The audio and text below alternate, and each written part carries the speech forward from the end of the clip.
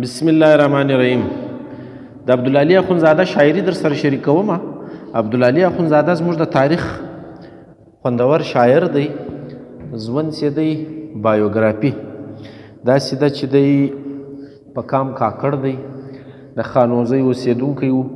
په 1888 په دا زمانه کې زوکړی و، بیا په 1944 کې وفات شو. دا سړی چې وي عالم سړی و، د خپل دور دغه سړي یو کار دوه کړي دي. دا مشهوره په دا دی، یو په خانوزۍ کې د ایجوکیشن دپاره د اول سکول جوړ کړی دی.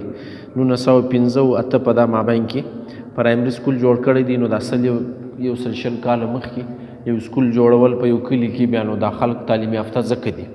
دا احسان د دغه سړي دی. دا ملاو په کندهار کې سبق ویلی و، ښه علم یې کړی و. نو بل بیا چې کله کلات ریاست وطن و، نو په کلات کې بیا دی هغه زمانه کې میر اعظم خان نومي سړي دته 2 عهدې ورکړي وې. یو قاضي القضات د ریاست کلات و، قاضي القضات معنا چیف جسټس، او بل وزیر معارف و چې اوس نن سبا وزیر تعلیم ورته وایي. دا دواړه عهدې چې وې دا له ده سره وې، تر هغو پورې ورسره وې چې د ده زوی ځان مړ کړي، خودکشي یې وکړه. زوی عبدالحق زبور نومېدی، شاعر و. هغه هم څله یې ځان مړ کړي، الله به په خبر وي. په بهرحال دی ډېر شینزړی سو. بیا یې دا عهدې پرېښولې دواړه، ریاست کلات خپلې سیمې ته رالی. بیا یې تر مرګه پورې شینزړی و. یو احسان یې دا دی په پښتو ادب باندې چې دغه سړي پټه خزانه پیدا کړې وه.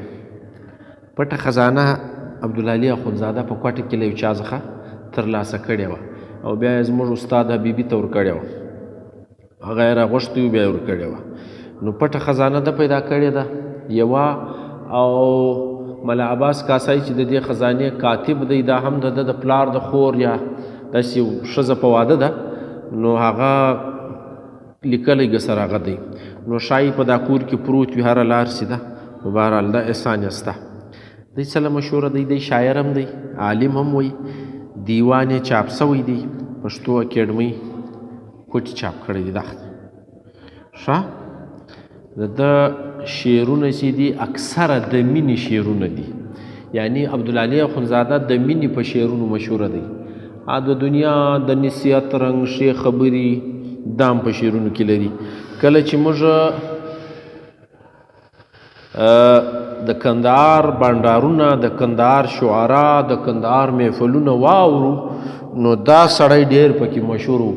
عبدالله حبیبي صاحب یو مضمون لیکلی و په پښتو مجله کې په 1953 کې. عبدالعلي اخونزاده د بلوچستان د ادب ستوری، دا یې سرلیک دی. نو دا چاپ سوی دی. نو ده لیکلی دی چې زما ډېر خوښ وی دی په محفلونو کې په کندهار کې ما لیدلی، نو خلکو به ډېر ستایلی، خوند به یې کاوی. نو دا د بانډار په شعرونو کې د ده شهرت ډېر راغلی دی. داسې پوخ شاعر دی، چونکې کاکړ دی.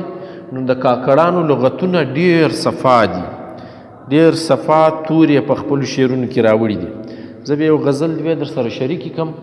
نو د ده ژوند او د ده شعرونه دا تاسو په خپله ولټه واستئ.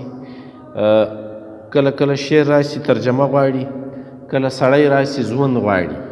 نو د ده ژوند دغه دی، ټول عمر چې دی محنت یې کړی دی، 80 کاله عمر یې تېر کړی دی. په دا کې بس داسې فارغه نه دی کښېنستلی.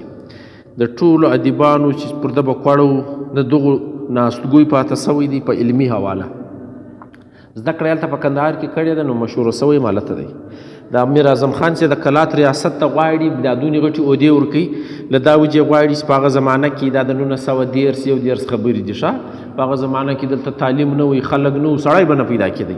نو د ډېر سبق ویلی، نو ځکه دا دونې غټې عهدې ورکړي وې چې ته فیصلې راکوه، چیف جسټس یې هر کار چې کوې د اسلامو د کتابو په رڼا کې کوه. نو 3-4 کاله د دا دواړه عهدې ساتلې وې. بیا د خپل کور له شینزړی راوځي. نو مقصد مو بل دی، یعنی ژوند یې د علمي صلاحیت پر بنیاد باندې مشهوره سوی دی. یو بل په شاعري کې عوامو مشهوره کړی دی، خلکو بانډارونو. پخوا به بانډارونه کېدل، محفلونه، یو بل به اورېدل، یو بل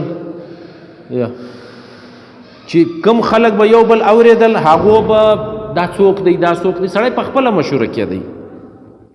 نو د ده د عوامي شهرت وجه د ده شعرونه دي، د ده د عوامي شهرت وجه د ده علم دی ښه. او دا یو خبره یاد لرئ زموږ هر سړی کندهار له تللی دي چې پخوا دلته بل ادارې نه وې، تعلیمي ادارې په کندهار کې وې. نو زموږ د دا سیمې خلک چې به زیات تعلیم کاوه نو به کندهار له تلل، مدرسې هلته وې، ښه سبق هلته وی، غټ علما هلته ول، نو زموږ خلک به له دا ځای تلل. نو تاسو ذهن جوړ کړئ چې دا د کومې زمانې خبرې دي، دا د پاکستان تر جوړېدو له مخه.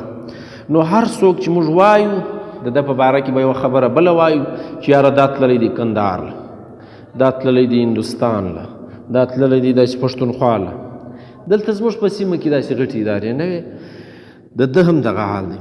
بیا که موږ ملا سلام شیزی ویلی هغه به هم دغه رنګه وي، بیا که موږ بل داسې سړی ویلی چې هغه زموږ د دغې سیمې وي هغه به هم دغه رنګه تللی بلې خواته. بس نو اوس تاسې ذهنونه جوړ کړئ. پیر محمد کاکړ ښه لوی شاعر هغه هم له کاڼ مې ترزي کندهار له تللی. د احمدشاه بابا د زوی ټیچر پاته سوی دی، یعنی د خپل علم پر بنیاد مشهوره سوی دی. دی زموږ د دغه یعقوبه کلی دی په کاڼ مې ترزي کې، بس ټول عمر یې بیا هلته پاته سوی دی. شمس الدین کاکړ هلته مشهوره سوی دی. دا څه له چې کندهار د علم مرکز و.